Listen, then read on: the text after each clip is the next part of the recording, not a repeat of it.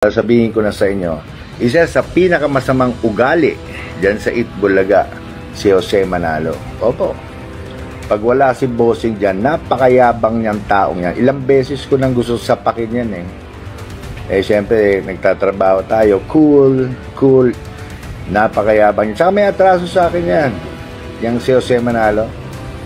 Ito na, for the first time, at aaminin ko sa inyo, nung ako po ay hiwalay sa aking asawa, nagkaroon po ako ng girlfriend at minahal ko naman siya. Sa katunayan nag-live-in kami ng almost 1 year. Hindi naman maiwasan na nagkatampuhan, yan. Nagkakaroon kayo ng LQ. Yung girlfriend kong yan ay dancer ng Itbulaga. Kasi gusto ko yung mababait, gusto ko yung hindi mayaman, gusto ko yung masipag, yan naging girlfriend ko yan. Mamaya i-reveal ko yung pangalan. Minsan nag-LQ kami, ay nagsumbong sa akin yung girlfriend ko. Sabi sa akin kasi medyo parang umiiyak siya nun pinagalitan daw siya ni Jose Manalo. Ang sabing ganon, bakit ka kumakabit sa may asawa? May asawa na yun. Hiwalay mo yan si Anjo, may asawa na yan. Hiwalay na nga ako, di ba? Pero sinabi ni Jose Manalo dun sa babae, hiwalay mo na yan. May asawa na yan, pinagalitan. So, medyo nag-iiyak yung girlfriend ko. So, ang ending, nung medyo naghiwalay kami, ang ending, etong Jose Manalo, inahas pala ako. Kaya pala niya ginawa yun. Oo, ngayon asawa na niya, si Mergin Maranan. Yan. Girlfriend ko yan, 1 taon.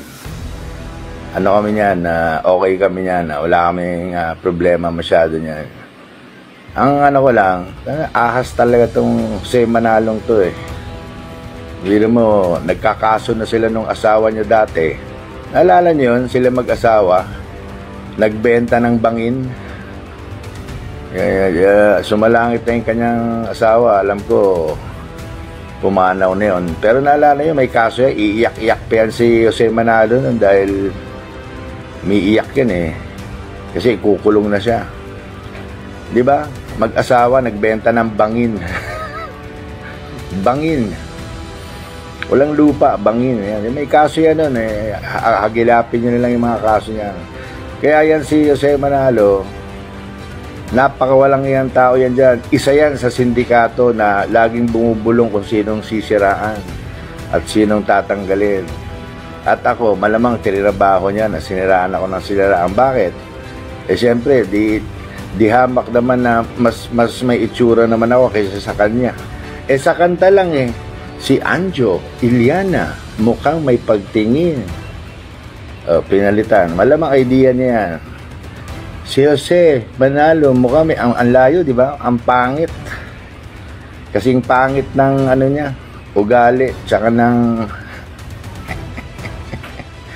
Anyway, naalala ko lang, naikwento ko lang sa inyo. Isa yan sa sindikato yan, yung sa Manalo. Kita nyo, wala makatrabaho sa labas niya kasi may masama ugali At yan, happy naman ako sa kanila kung happy sila na nagsasama sila at may mga anak na.